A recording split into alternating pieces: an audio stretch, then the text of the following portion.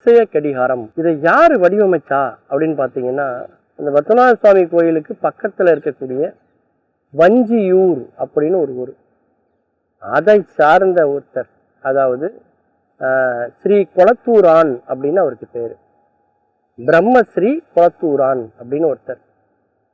அவர் ஒரு ஆச்சாரியர், விஸ்வகர்மா இனத்தை சார்ந்தவர். அவர் தான் இதை வடிவமைச்சிருக்கார். அவரு மிகச்சிறந்த ஒரு பொற்கொள்ளராகவும் அவர் இருந்திருக்கார். துப்பாக்கியிலேருந்து பீரங்கி வரைக்கும் எல்லாமே செய்து கொடுக்கிற ஆற்றல் அவருக்கு இருந்திருக்கு. அதனாலதான் பத்மநாத சுவாமி கோயிலை அரசாண்ட மன்னரும் சரி, அங்க ஆலப்புழால இருந்த வெள்ளக்கார துரை ஜான் ஒருத்தர், அவரும் சேர்ந்து ஒரு கடிகாரத்தை செஞ்சு கொடுக்க முடியுமா அப்படின்னு அவங்க கேட்டிருக்காங்க. அவங்களுடைய விருப்பத்துக்கு இணங்க இவர் இந்த அதிசய கடிகாரத்தை செஞ்சிருக்கார்.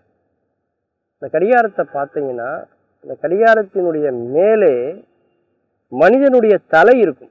அதனுடைய இரண்டு பக்கமும் பார்த்தீங்க அப்படின்னாக்கா 2 ஆடுகள் இருக்கிற மாதிரி ஒரு தோற்றத்தில் அது இருக்கும்.